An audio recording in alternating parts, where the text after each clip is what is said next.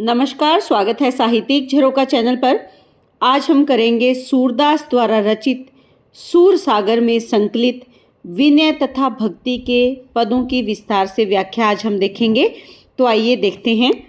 देखिए, सबसे पहले यहाँ पर अविद्या माया, जो कि विनय तथा भक्ति खंड का उपखंड है, अविद्या माया।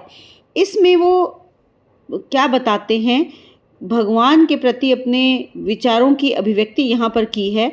इसके साथ साथ उन्होंने ये स्पष्ट किया है कि ये संसारिक मोह माया भक्ति में बाधक हैं। तो आइए देखते हैं क्या कहते हैं। हरि तेरो भजन कियो न जाई। हरि यहाँ पर कौन है? प्रभु श्री हरि के लिए वो कहते हैं कि हरि तेरो भजन कियो न जाई। प्रभु तुम्हारा भजन मुझसे नहीं किया जाता। कौन कहते हैं? सूरदास जी कहते हैं, कहें करूं क्या करूं, तेरी प्रबल माया देती मन भरमाई। तेरी प्रबल यानी जो बहुत बलवान है। क्या है? माया। ये जो संसारिक माया बहुत बलवान है, ये मेरे मन को क्या कर देती है? भ्रमा देती है, यानी भ्रम में डाल देती है, भ्रमित कर देती है। इसी कारण जो माया है वो भ्रमित कैसे करती है कि मानव संसारिक विषय वासनाओं में फंस जाता है, मोह माया में उलझ जाता है। जबे आवो साधु संगति कछु मन ठहराई। जबे आऊं, जब आता हूँ, कहाँ पर? साधुओं की संगति में। कछुक यानी थोड़ा बहुत मन में ठहरता है, अर्थात भगवान के प्रति जो भक्ति का भाव है वो साधु संतों के संगति में आने से मन में थोड़ी देर के लिए आता है।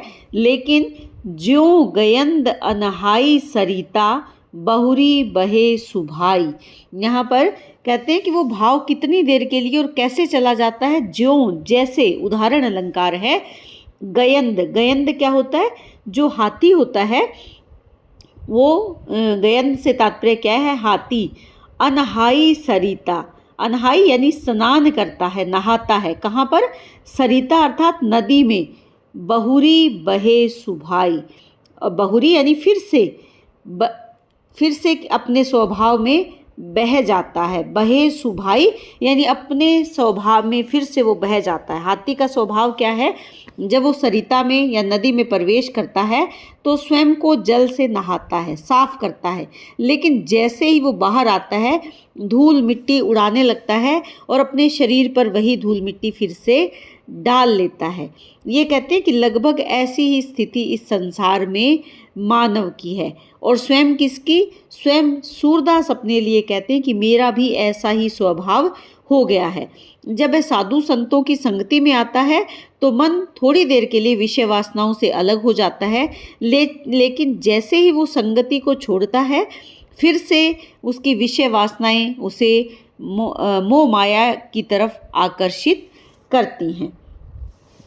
वेश धरी धरी हरियो परधन साधु साधु कहाय। यहाँ पर सूरदास जी कहते हैं कि हे प्रभु, मैं वेश धरी धरी, वेश धारण कर करके, यानी बार बार अपना वेश बदल कर, हर्यो पर धन, पर यानी दूसरों का, पराया धन हर लिया है, लूट लिया है, हरण कर लिया है।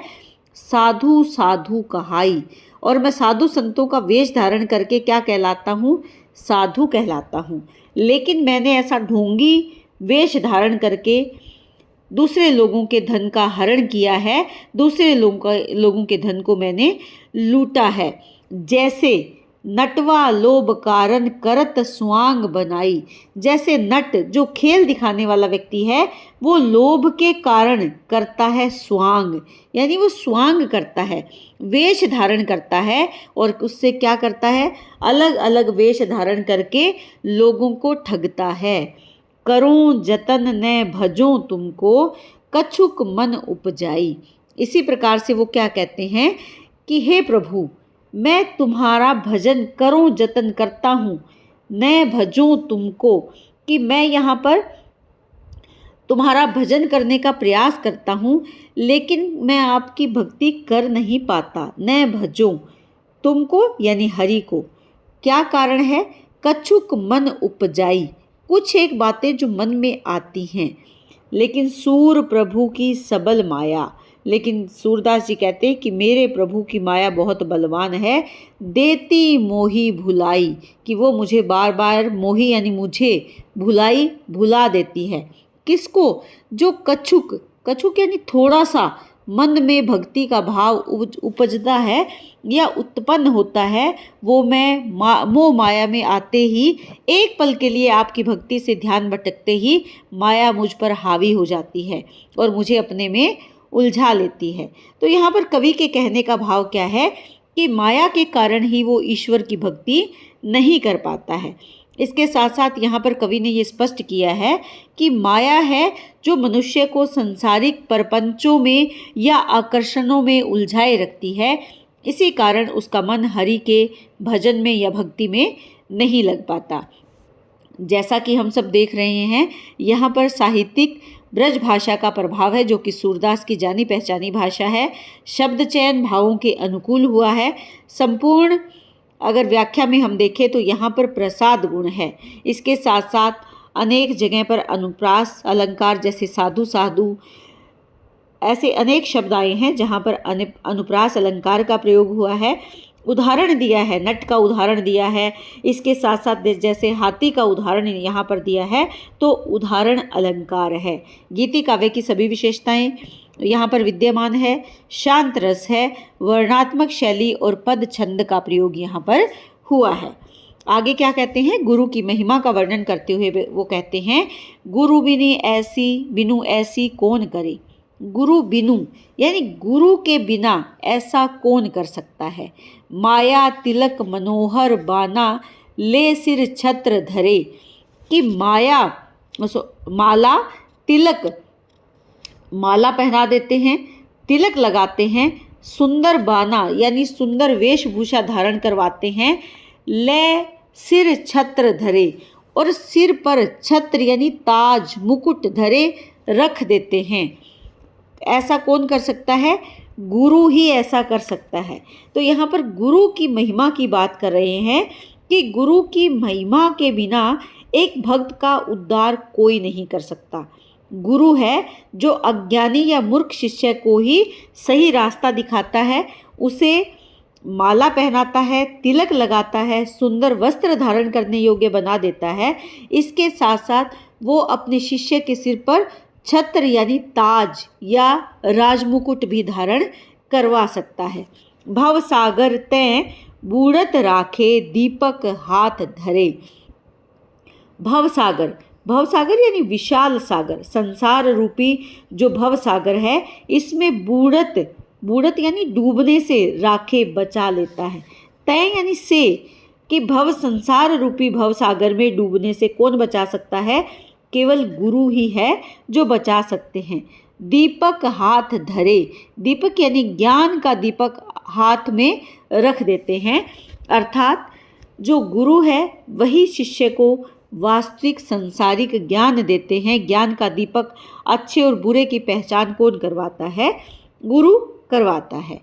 सूर श्याम गुरु ऐसो समरथ, छिन में ले उदरे। सूरदास जी कहते हैं कि हे श्याम, हे प्रभु, गुरु ऐसो समर्थ है कि गुरु समर्थ हो जाता है। गुरु के प्रभाव में जब शिष्य आता है तो वो समर्थ हो जाता है।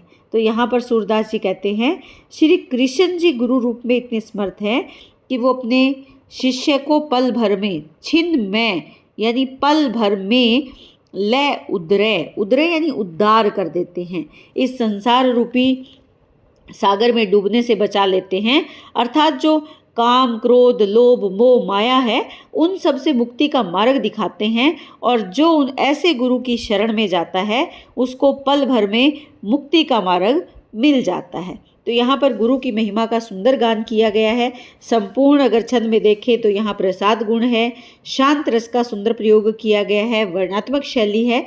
इसके साथ साथ प्रश्न अलंकार है, गुरु बिने ऐसी कौन करे। प्रश्न अलंकार, रूपक अलंकार का सुंदर प्रयोग यहाँ पर हुआ है। नाम महिमा की बात करते हुए सूरदास जी कहते हैं, हमारे निर्धन के धन राम, कि हम कौन है? निर्धन हैं, गरीब हैं, और हमारा धन कौन है?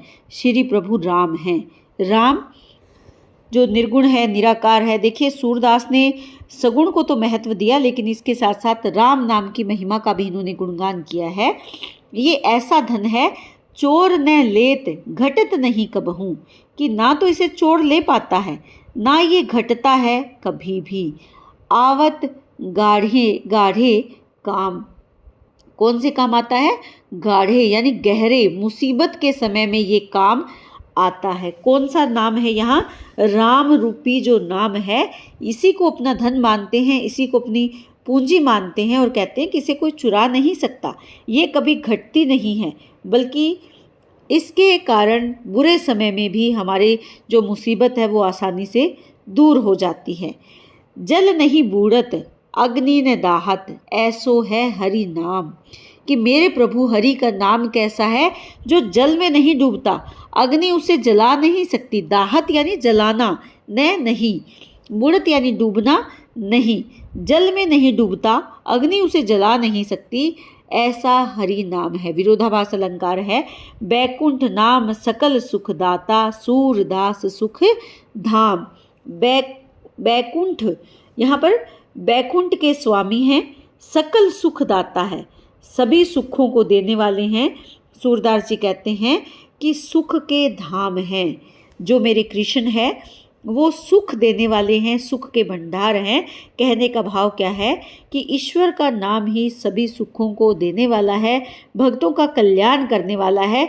इस संसार के बाकी सभी प्रकार के जो धन धान्य हैं वो नष्ट हो जाते हैं, लेकिन प्रभु का नाम ऐसा धन है जो कभी भी समाप्त नहीं होता।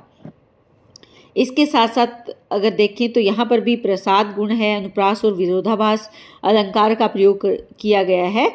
आवत गाढ़े गाढ़े काम, यहाँ पर ये जो पंक्ति है ये क्या है? मुहावरा है, और मुहावरे के प्रयोग में यहाँ भाषा की लाक्षणिकता का समावेश किया गया है।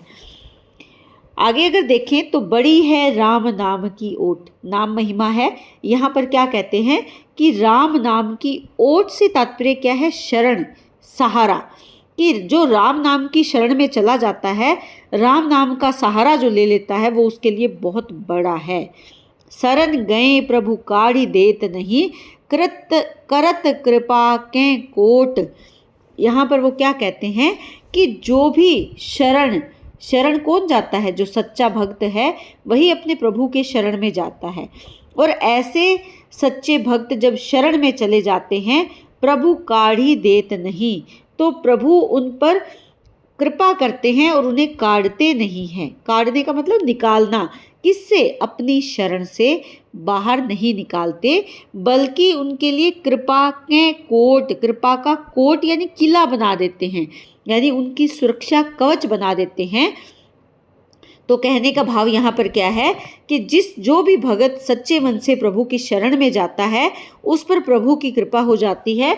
वो कभी भी सांसारिक मोह माया के कपट में नहीं आता, बल्कि उसके चारों तरफ एक सुरक्षा कवच बन जाता है, एक कोट, एक किला बन जाता है जो उसे सुरक्षित रखता है। बैठत सभे सभा हरिजू की, बैठते हैं सबे यानी सभी, सभा में, हरि यानी कृष्ण की, कि सभी कृष्ण की सभा में बैठते हैं। कौन बड़ों को छोट, यहाँ पर प्रश्न करते हैं, लेकिन वहाँ पर कोई बड़ा और कोई छोटा नहीं होता। सभी भक्त कैसे होते हैं? एक समान होते हैं। सूरदास पारस के परसे मिटती लो की खोट। सूरदास जी अपने प्रभु को किसके समान मानते हैं? पारस के समान मानते हैं, जिसके स्पर्श पाते ही लोहे की खोट भी खत्म हो जाती है और वो शुद्ध सोना बन जाता है। तो यहाँ पर वो कहते हैं कि जो भक्त राम की शरण में आ जाता है वो उनकी कृपा का अधिकारी हो जाता है, और उसकी जीवन में जो भी खोट है, तुच्छता है, वो सब कलुषितता या तुच्छता या खोट समाप्त हो जाती है और वो सोने के समान निखर जाता है। तो सूरदास जी कहते हैं कि पारस के समान स्पर्श करते ही, पारस जो पत्थर है उसके स्पर्श करते ही जैसे लोहे की खोट खत्म हो जाती है, वैसे ही प्रभु के स्पर्श करते ही भक्त भी अपने मोह माया के संकट से मुक्त हो जाते हैं। तो यहाँ पर भी अगर हम देखें प्रश्न अलंकार का प्रयोग किया गया है, अनुप्रास अलंकार है और दृष्टांत अलंकार का सुंदर और स्वाभाविक प्रयोग इन्होंने किया है। शांत रस है, वर्णात्मक शैली आप ध्यान में रखेंगे और इसके साथ साथ गुण कौन सा है, प्रसाद गुण का प्रयोग यहाँ पर किया गया है। तो उम्मीद करती हूँ कि ये व्याख्या आपको बहुत अच्छे से समझ में आ रही है। बहुत बहुत धन्यवाद।